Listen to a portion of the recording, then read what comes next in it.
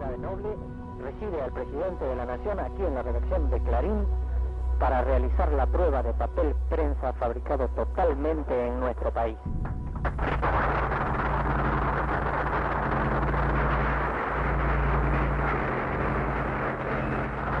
El papel que salga de la fábrica y sobre el que ha de escribirse la historia a medida que transcurre, quede asociado a su nombre.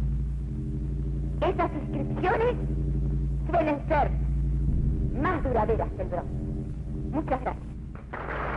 El presidente de la Nación, junto a autoridades de la empresa, procede a cortar la cinta con los colores nacionales.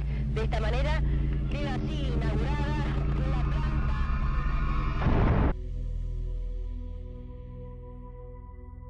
En 1973 se produce el esperado retorno a la democracia.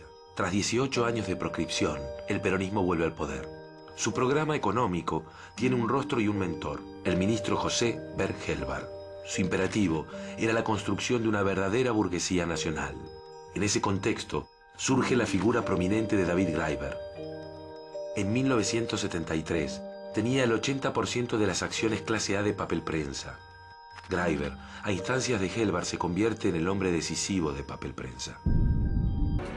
El 24 de marzo de 1976 se produjo un nuevo golpe militar que instaló la represión ilegal de opositores y el desmantelamiento del aparato productivo. David Graeber murió en un confuso accidente aéreo en México en agosto de 1976. Luego, su viuda Lidia Papaleo viajó a Buenos Aires, donde se encontró acechada por el gobierno militar para convencerla de firmar un preboleto de venta de las acciones de Graeber en Papel Prensa. El miedo y las amenazas quebraron su voluntad. Detrás de los militares estaban los diarios Clarín, La Razón y La Nación, que pretendían hacerse acreedores de esas acciones, lo que finalmente lograron. El procedimiento de esos diarios para apoderarse de Papel Prensa incluyó el uso de un sello fantasma, Papel Sociedad Anónima, a través del cual adquirían las acciones. La operación fue encubierta en una solicitada de mayo de 1977, titulada a la opinión pública, con su versión de la operación de compra de Papel Prensa. El 14 de marzo de 1977, Lidia y parte de la familia Graeber fueron detenidos por fuerzas del general Camps. Durante todos estos 34 años, a mucha gente, yo siempre le dije, cuando hablan de mi marido me preguntan, siempre le dije que el costo de su vida fue Papel Prensa.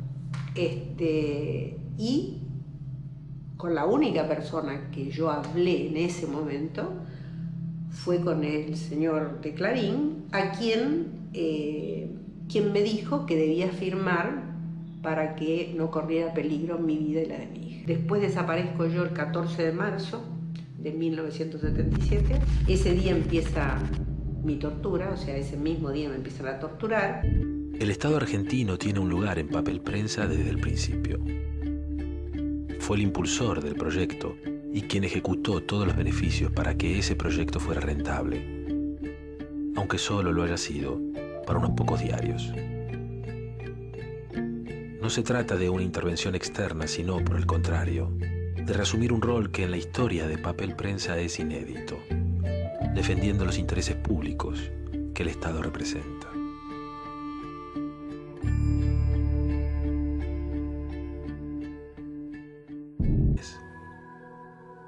Ella es el centro de este relato. Ahí empieza esta historia, que reúne a grupos económicos con el aparato represivo del Estado. Una historia que hoy empieza a revelarse a partir de dos hechos. La decisión de Lidia de volver a contar su verdad y la decisión del Estado de asumir su lugar.